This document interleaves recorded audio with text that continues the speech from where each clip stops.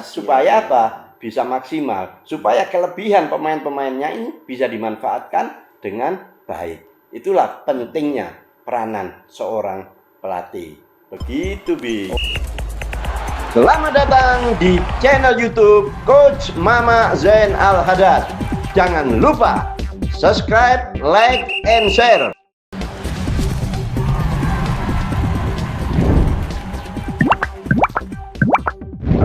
Gebrak ajur. Assalamualaikum warahmatullahi wabarakatuh. Salam olahraga gebrak ajur. Masih dan selalu bersama Coach idola kita, Coach Mama Haddad. Apa kabar, Coach? Sehat? Baik, Sabik. Alhamdulillah Baik sekali. sehat, Coach. Bik, Ya, gimana, hari Coach? ini kita podcastan lagi di tempatnya Hasan bin Soleh Al Hamid. Tempat yang asri dan nyaman. Dan jangan lupa kita dipantau langsung oleh Nagib bin Muksin Al Hamid. Siapa beliau? Dia adalah mantan bek kanan Mawar Hitam, anak buah saya, anak didik saya, dan sekarang menjadi manajer Mawar Hitam. Alhamdulillah gebrak ajur.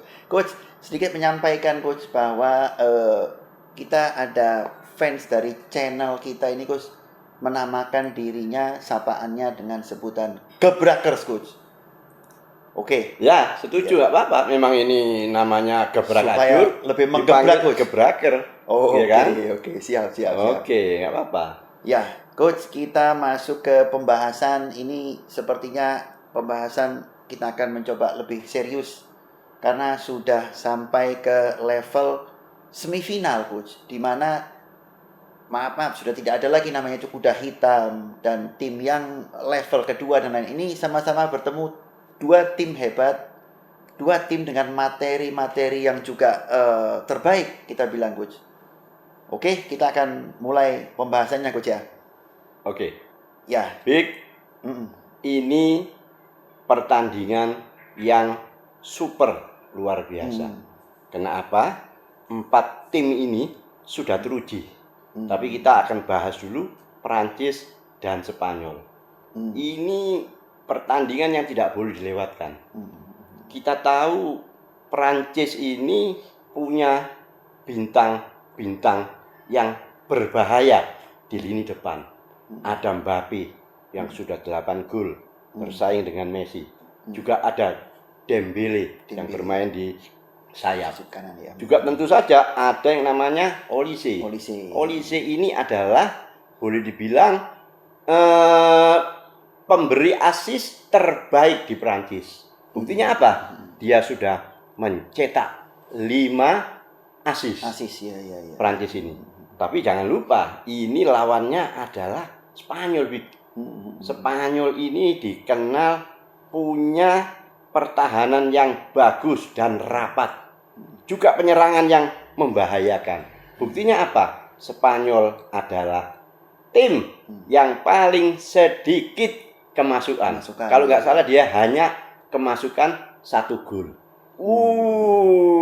Akhirnya kemarin kemasukan juga, Coach. Nah, tapi 1. paling tidak sudah membuka 1. Coach, ya. Dan malah ini akan bertemu jago pertahanan, defense, bertemu dengan penyerang yang berbahaya. Oke. Pertanyaannya, Bik, siapa yang bisa Spanyol mampukah menahan gempuran dari penyerang Prancis yang berbahaya? Sebaliknya, Prancis sanggupkah membongkar pertahanan dari Spanyol, di mana dia adalah terbukti dan dinobatkan sebagai pertahanan yang baik, hanya kemasukan 1 gol. Wah, ini akan menarik. Iya, Coach. Jadi artinya kita bicara secara umum, ya, Coach, ya. Artinya Spanyol ini punya kolektivitas tim yang cukup tinggi, ya, dalam penguasaan bola dan lain-lain. Bagaimana nantinya akan menghadapi Prancis yang sebenarnya Prancis ini simple, ya. Artinya tidak banyak menguasai bola tapi mengandalkan kecepatan dari transisi itu, Coach. Nah, kira-kira bagaimana, Coach? Oke, saya akan bahas tipikal permainan Spanyol dan Prancis. Spanyol ini, dia itu bermain secara kolektif. Dia masih mengandalkan tiki taka. Apa tiki taka ini? Tiki taka itu main bola-bola pendek, cepat dan berubah-ubah arah. Itu tiki taka. Dan jangan lupa Spanyol ini punya 2 back atau wing back yang berbahaya. Satu, ada Cucurella di kiri, dan yang kedua ada Porro. Nah, Cucurella ini sangat berbahaya, Bik. Karena dia sebagai pertahanan oke, sebagai penyerang juga oke. Buktinya dia sudah memberikan assist 2 kali kepada strikernya Oyarzabal ya. Iya, Oyarzabal. Nah, sementara ada juga bek kanan Porro. Porro ini mainnya taktis. Dia tidak seperti Cucurella yang sering-sering maju. Dia pintar menjaga diagonal. Dari prinsip menyerang itu, Bik, seorang back tidak boleh dua-dua naik begini. Satu naik, Cucurella naik, ini tidak boleh naik, dia harus diagonal. Kenapa? Kalau ini sama-sama naik, maka akan meninggalkan space di counter habis. Ini dilakukan Porro dengan baik. Nah, saling berganti. Nah, tempatnya Cucurella, dia naik, tidak ada masalah. Kenapa? Kalau kalah bola, gelandang bertahan yang akan menggantikan untuk sementara. Nah, inilah serunya pertandingan ini. Perancis jangan lupa punya Mbappe. Punya lagi itu termasuk favorit saya yang di sayap itu. Dembele. Nah, dimanjakan dengan umpan-umpan dari Olise. Big, di 2 pertemuan terakhir antara Prancis dan Spanyol, Prancis ini 2 kali kalah, Big. Yang pertama di Piala Eropa 2024. Nah, yang kedua di Nation League. UEFA Nation League ya, nah, 2025 ya. Artinya apa? Artinya Spanyol ini sudah tahu persis jeroannya dari Prancis, kekuatannya Prancis, kelemahannya Prancis. Tapi jangan lupa, ya kan, Prancis sekarang lagi dalam peak performance yang bagus. Ya kan, sepak bola itu tidak bisa 1 tahun sudah berubah, 1 bulan sudah berubah. Bahkan dalam waktu 1-2 hari bisa berubah. Kenapa? Misalnya bintangnya cedera. Prancis ini siapa yang diandalkan? Paling diandalkan Mbappe juga ya. Olise. Nah, kita tidak tahu sekarang apakah Mbappe ini fit atau tidak. Kemarin sempat ditarik, Gus, Mbappe. Nah, dan saya melihat sendiri ketika Mbappe ditarik keluar, dia mengompres kakinya. Ada kendala. Pertanyaannya, kita nggak tahu kondisi Mbappe sekarang. Sebaliknya juga Spanyol, kita belum tahu Cucurella yang jago overlap ini apakah dia fit. Kita belum tahu juga. Iya kan? Apakah Rodri? Rodri ini pemain jenderal lapangan tengah yang paling berbahaya. Dia selain membagi bola, dia juga bisa melapis dan dia juga bisa mengatur serangan. Wah, ini pertandingan yang super luar biasa. Coach, saya ingin membahas sedikit mendalam, Coach ya. Kira-kira apa sih kunci Spanyol dalam menggalang pertahanan segitu? Apa sih bagaimana pertahanan yang bagus itu seperti apa, Coach? Ini pertanyaan yang bagus dan saya tunggu-tunggu ini, Bik. Iya. Spanyol dikenal punya pertahanan atau defense yang bagus. Buktinya apa? Kan sudah ada buktinya. Nah, buktinya dia hanya kebobolan 1. Bik, bertahan yang bagus itu, defense yang bagus itu, tidak asal bertahan gitu aja. Ada yang namanya prinsip bertahan. Prinsip bertahan. Apa itu? 1. Bagaimana prinsip bertahan yang bagus? Dia harus lebih orang. Artinya di belakang itu, kalau lawannya 1, dia mesti 2. Karena yang 1 ambil, 1 melapis, mengcover. Kalau dia pakai 2 di depan, 2 striker atau apa, pertahanan itu harus pakai 3. Karena itu prinsip bertahan. 1, lebih orang. Yang kedua apa, Bik? Diagonal. Depth itu apa? Diagonal. Apa depth itu? Contoh, bola main di sektor kiri.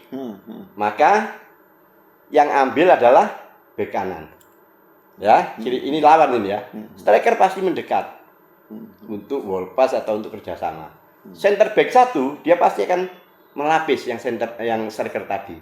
Center back 2 dia mengcover center back 1. Nah, back kiri ini menjaga sayap itu tidak penting. Karena apa? Ini jauh dari bola. 20 dari garis kiri diumpan ke garis kanan itu susah. Kalaupun betul bisa dia ngangkat dengan sempurna, tapi ada beberapa detik. Ya, masih ada waktu. Ketika bola perjalanan dia bergeser. Nah, bek kiri ini yang namanya Cucurella itu dia masuk ke dalam. Untuk apa? Memperkuat pertahanan. Sehingga bukan 3 lawan 2, 4 lawan 2. Mana yang satu? Cucurella tadi. Nah, prinsip dalam bertahan, lawan terjauh dari bola dilonggarin. Nah, dilonggarin. Artinya apa? Dia melihat bola dan melihat lawan. Tidak boleh dia cuma melihat bola aja. Karena kalau ini nanti masuk akan berbahaya. Jadi prinsip bertahan itu banyak sebetulnya, tapi 2 aja. Yang terakhir mungkin ada yang namanya intercept. Intercept itu ya itu tadi memotong bola. Itu prinsip bertahan. Jadi paling penting dia lebih orang, dia depth, ada kedalaman, ada diagonal, dan ada intercept. Selain itu ya tentu organisasi. Ini dimiliki oleh Spanyol. Jadi Dembele, Mbappe, Olise akan bekerja keras. Katanya dihadapi ini adalah Spanyol. Begitu, Bik. Seru ini. Saya mencoba maju ke lini berikutnya. Bagaimana peran gelandang, Coach, dalam menggalang pertahanan yang kuat, Coach? Nah, ada istilah di dalam sepak bola. Siapa yang memenangkan lini tengah, yang menguasai lini tengah, dialah yang berpeluang memenangkan pertandingan. Berpeluang ya. Kenapa? Karena dia adalah pengatur serangan. Dia menerima bola dari defense, dari bawah. Dia menerima, dia menyalurkan ke depan.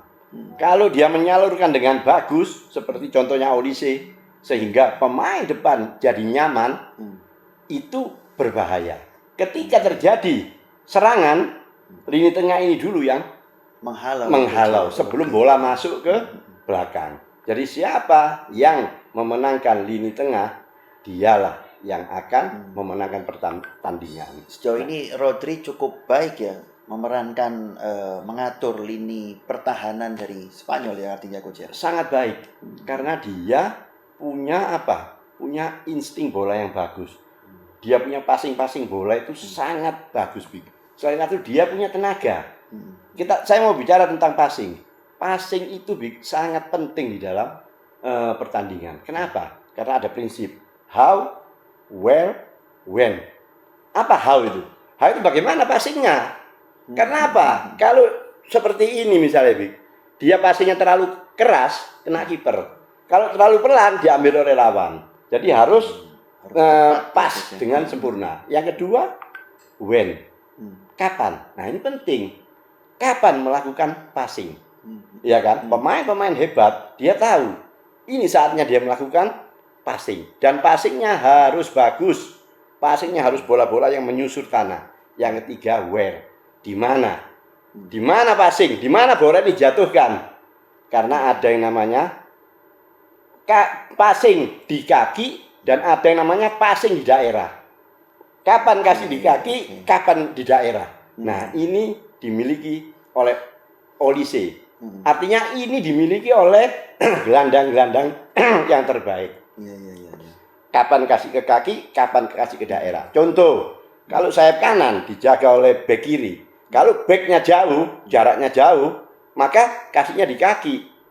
Nah, begitu dia dapat bola, dia datangi lawan bisa gol pas. Tapi kalau dia jaganya 1-2 meter, di sini ada space, apalagi sayapnya ini pemain yang cepat, dia harus kasih di daerah.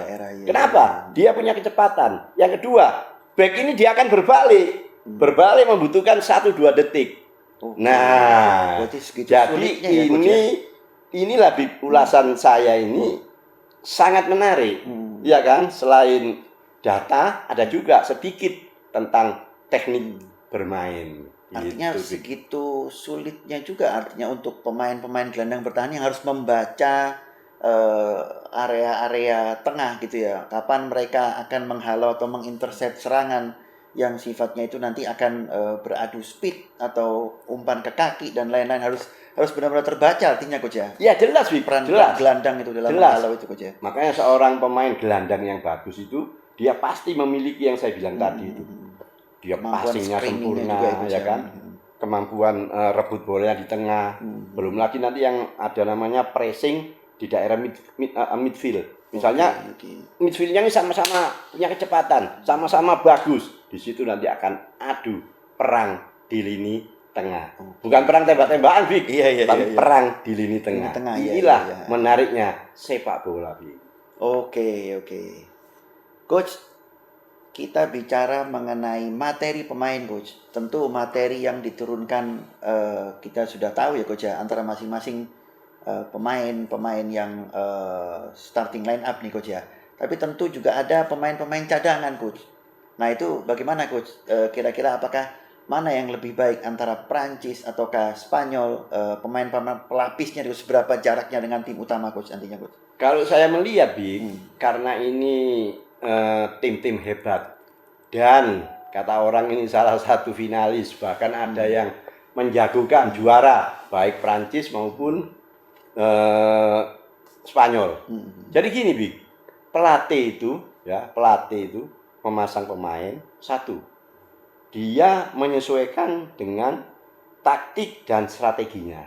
Makanya kadang-kadang ada pelatih memasang berbeda. Loh, lawan ini kok beda. Nah, yang kedua, pemain yang siap yang akan dipasang. Pemain yang tidak siap, misalnya dia cedera atau apa, tidak akan dipasang. Kalau saya menilai, keduanya ini sama-sama punya pemain pengganti atau kedalaman skuad yang sama-sama bagus. Contohnya, Spanyol pernah mengganti pemainnya dan pemain itu mencetak gol. Sebaliknya Prancis pernah melakukan itu. Nah, di sini pelatihnya sama jago. Ini menarik ini. Artinya materi pelapisnya ini juga tidak beda jauh ya. Bahkan mungkin sering sama seperti Prancis sendiri, antara Barcola dan Dowi ini sering ganti starting line up ya. Mereka saling bergantian masuk ke line up ya. Karena apa, Bik? Karena yang main ini 11. Iya kan? Nggak bisa semua main. Kalau bisa semua main, mungkin dimainkan semua. Tapi ini 11. Jadi siapa yang siap yang akan main. Dan sesuai dengan taktik strategi pelatih. Belum tentu loh pemain cadangan itu lebih jelek dari yang pemain inti. Belum tentu. Karena apa? Terbatas dengan 11 yang main duluan. Justru itu pelatih cukup pusing ya, Coach. Kalau materi pemainnya bagus-bagus semua, siapa yang akan main duluan ini, Coach? Nah, di situ kecerdikan pelatih diuji, Bik. Iya kan? Kecerdikan pelatih diuji. Saya lawan tim ini. Saya akan main si A. Misalnya, wah ini back kirinya ini lambat ini. Kasih pemain saya yang cepat. Iya kan? Itu salah satu contoh.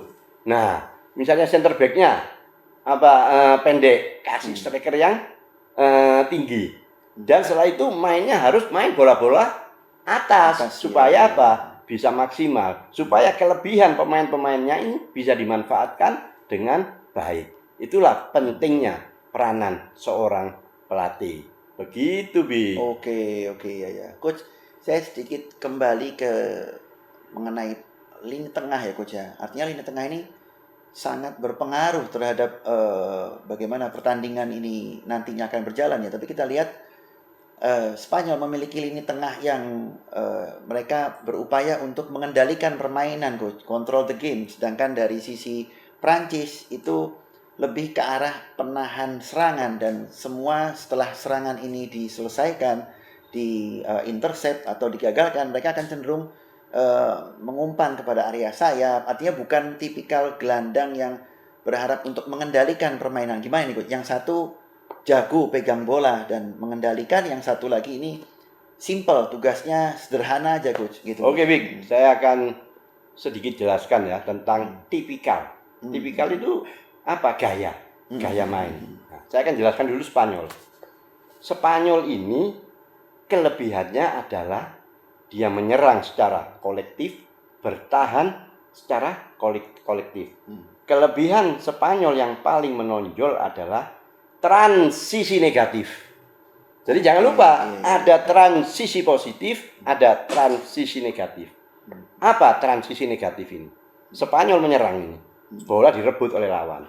Maka ini kelebihannya Spanyol. Dia segera melakukan pressure lagi, merebut bola itu lagi, minimal mengganggu. Itu yang dinamakan transisi negatif. Dan dia tidak ada mega bintang yang menonjol. Seperti Argentina ada Messi misalnya. Portugal ada Ronaldo. Dia merata. Karena dia bermain kolektif. Dan dia punya stamina yang bagus. Beda dengan Prancis. Oke, Prancis juga main kolektif. Tapi Prancis ini punya mega bintang. Punya legend. Satu, Mbappe. Dan Dembele ini juga berbahaya. Makanya kau bilang tadi Spanyol ini lebih banyak menyerang, lebih banyak menguasai bola. Sementara Prancis tidak seperti Spanyol. Itu tadi. Prancis tidak terlalu banyak main ball possession, tapi dia punya peluang, dia manfaatkan. Dia punya mega bintang ini. Misalnya ke Mbappe. Nah, ya kan? Kadang-kadang ball possession tim A atau Spanyol lebih banyak. Tapi tim B tidak banyak, ya kan? Tapi menang misalnya. Kenapa? Karena dia bisa memanfaatkan peluang yang ada. Ball possession itu artinya menguasai bola. Tapi menguasai bola kalau tidak bisa menyelesaikan dengan bagus, ya percuma. Nah, ini ada di Prancis. Prancis jago melakukan finishing. Buktinya apa? Mbappe sudah 8 gol. Dembele sudah 4 gol. Nah, ini serunya pertandingan. Sudah nambah ini. Sampai 5 gol ya, Coach. Pertandingan terakhir Dembele sudah mencetak gol. Jadi 5 gol. Oh, sudah 5 lah, apalagi sudah 5. Jadi kalau Mbappe dijogo, iki ucul masih ada yang sisi lain ya. Nah, ya kan? Ini bahayanya Prancis. Prancis bahayanya dia punya mega bintang. Dan biasanya seorang legend itu dia di saat-saat kepepet keluar biasanya itu, kemampuannya itu keluar. Biasa. Aksi individu ya. Nah, aksi individunya bisa keluar. Nah, cuman jangan lupa sudah 2 kali kalah dengan Spanyol.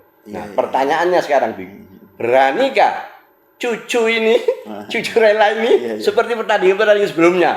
Wow, dia naik sampai di gawang, dia ngasih beranikah? Karena ada Dembele ya. Kalau pasti akan berpikir ini cucu Rela. Kecuali pinter, dia naik, oke, gelandang bertahan yang menjaga. Tapi biasanya dia akan mikir dulu karena ada Dembele. Kalau gitu kita mungkin menyoroti sisi sayap, Coach. Ini sebenarnya suatu hal yang juga menarik dibahas karena Cucurella nanti akan berhadapan dengan Dembele. Dan nanti sisi sebelah kanan Porro juga akan menghalau atau menghadang dari sisi Doué atau Barcola ya, Coach ya. Keduanya sama-sama punya speed dan dari sisi bertahan juga punya pengalaman di area-area sayap. Begitu, Coach. Sama Lamine Yamal selaku sayap kanan dari Spanyol nantinya akan bertemu dengan Digne, Coach. Nah, ini kita bahas area-area sayap nih, Coach. Gimana, Coach, menurutnya, Coach, ini? Ini menarik, Bik. Duel area-area wing ini, Coach. Ya, ini sangat menarik. Saya akan bicara dulu bagaimana sih syarat seorang wing atau winger atau pemain sayap. Seorang winger, Bik, wajib dia punya kecepatan yang pertama. Yang kedua, dia harus punya crossing yang bagus. Pemain sayap yang bagus, dia bisa memberikan crossing dengan bagus di 3 tempat yang sangat berbahaya. 1 di near post. Apa itu? Tiang dekat. 2 di far post, tiang jauh. 1 di middle post, titik putih. Pemain sayap yang bagus, dia bisa memanjakan striker-striker ini di tempat-tempat itu. Nah, sekarang dia akan berhadapan dengan bek tangguh. Ya kan? Bek tangguh. Nah, di sini adu kepintaran, adu kecerdikan. Itu, Bi. Oke. Coach, saya mendengar salah satu strategi, mungkin Coach juga sering sampaikan ya, menyerang adalah pertahanan terbaik, Coach. Tapi di satu sisi ini kita lihat bahwa Perancis ini efektif dalam serangan balik, mungkin transisi ke arah positif ya, Coach ya. Sebaliknya dari sisi Spanyol juga memiliki transisi negatif yang bagus ya, artinya organisasinya. Nah, itu kira-kira mana, Coach, faktor yang lebih penting untuk pertandingan, terutama pertandingan semifinal seperti ini, Coach? Nah, mana yang sekiranya akan nantinya menonjol dan menentukan untuk pertandingan nantinya berjalan dan menentukan kemenangan begitu ujungnya. Oke, pertandingan berat seperti ini, pertandingan ketat seperti ini, di mana sudah saling mengetahui, di mana saling-saling punya bintang, baik di pertahanan, siapa dia? Spanyol. Baik di penyerangan, siapa dia? Prancis. Nah, Prancis ini punya namanya Mbappe. Mbappe ini, dia selain finishingnya bagus, dia juga cepat. Kenapa? Wajar, karena dia masih muda. Usianya usia dalam peak performance yang bagus. Sementara Spanyol, dia lebih mengandalkan kolektivitas. Kalah bola dia segera mengganggu, kalah bola dia segera merebut. Nah, pertanyaannya, siapa yang mampu, yang bisa memanfaatkan peluang, dia akan memenangkan pertandingan. Big, jangan lupa ya, ada 4 elemen di dalam sepak bola itu. 1 skill, 2 fisik, 3 taktik, 4 mental. Nah, di dalam pertandingan seperti ini, saat-saat seperti ini, penting dan sama-sama kuat, mana yang paling berperan? Menurut saya, mungkin banyak yang tidak setuju, saya bilang mental. Mental ini yang paling berperan. Mental itu bukan berarti grogi. Taunya orang-orang, oh mental elek, grogi. Bukan. Mental itu satu, ketenangan. Ketenangan apa? Ketenangan di dalam memanfaatkan peluang. Misalnya, kapan saya cukup pressing saja, kapan saya perlu syuting keras, kapan saya kontrol, kapan saya tidak perlu kontrol. Ya, itu yang saya bilang mental. Kedua apa? Emosi. Emosi ini penting, Big. Nah, bagaimana kalau pertahananmu, ya kan? Mentalnya tidak bagus, dia emosional, akhirnya dia memukul sampai terkena kartu merah. Contoh, tadi pertandingan siapa yang kena kartu merah? Iya. Nah, itu, Big. Jadi mental ini berperan. Kalau timnya sama-sama bagus, ya kan? Ketenangan, dia tidak emosional, ya kan? Nah, itu. Jadi saya pikir mental berpengaruh. Saya rasa itu, Big. Oke. Kalau kita lihat bicara mental juga, tentu kan kita tidak bisa lepas dari faktor kapten ya Coach ya, selaku leader nih. Nah, leader dari masing-masing ini seberapa nantinya akan berpengaruh terhadap pertandingan. Kita lihat bahwa Rodri ini cukup dewasa dan menjadi disegani lah oleh rekan setim maupun tim lawan. Dan Mbappe juga menjadi seorang kapten, Coach. Kira-kira seberapa pengaruh nih Coach kapten dalam menentukan satu pertandingan Coach sebagai leader? Bisa dibilang kapten ini perpanjangan dari pelatih juga di lapangan, Coach. Bagaimana Coach menurut Coach? Oke, Big. Ini pertanyaan bagus. Kapten itu, Big, ya, kapten itu adalah wakil dari pelatih. Ya. Kalau pertandingan sudah jalan, ini pelatih tidak bisa apa-apa, Big. Bisa kayak semangat atau berdoa. Tapi di lapangan pemain yang menjalankan. Biasanya sebelum pertandingan ada yang namanya briefing, ada yang namanya meeting. Di situ diberikan tugas-tugas secara individu dan secara tim. Makanya kapten ini biasanya pemain yang paling bagus di tim itu. Cukup itu belum cukup. Harus pemain yang punya ketenangan, punya mental yang bagus. Sempat katanya, kau bilang tadi Mbappe sempat dikritik. Ya, tapi pelatih pasti lebih tahu, ya kan? Oh, saya cocok memakai Mbappe.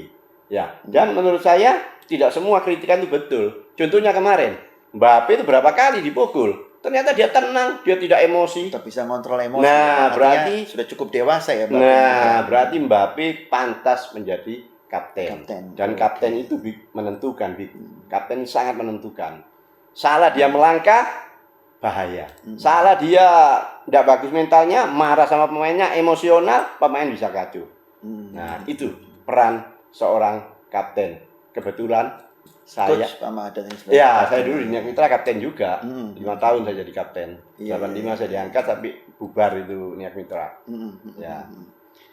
Oke Coach, kalau gitu kita ambil rangkuman Coach.